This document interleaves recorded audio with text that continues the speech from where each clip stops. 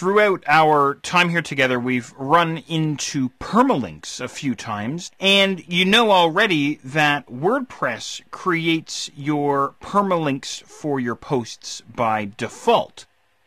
So a permalink, as you know, is the link to your post. It's the permanent link to your post, hence the name permalink. But what I want to show you here is how you can get in and start customizing your permalinks. And there's lots of cool stuff that we can do here. So what I'm going to do is I'm just going to scroll down here a little bit, pop open the settings menu there on the left-hand side, and then I'm going to go ahead and choose permalinks.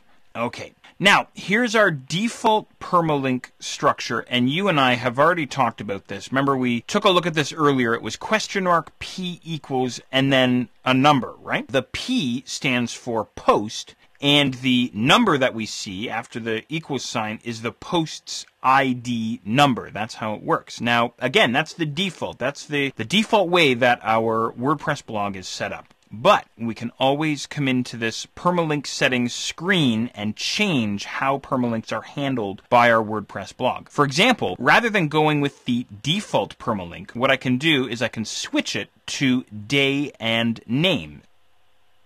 So, for example, we'd now get the year followed by a /, then the month followed by a /, and then the day, and then the name of the post there with hyphens instead of spaces there. That would be our post title there. So that's one option. Then what we have is the month and name if we want. So in that situation, what we'd get is the full URL, jeff-blake.com, or again, I'm on this local host here, /year, /month, /post title, using hyphens there where spaces occur inside our post title, right? Or what we could do is we could go with a numeric permalink style. So what would happen there is we'd get our full URL, /archives, and then a number. So that post ID number, right? So that's another option. So as you can see here, lots of different options here. Default, the day and name, the month and name, numeric,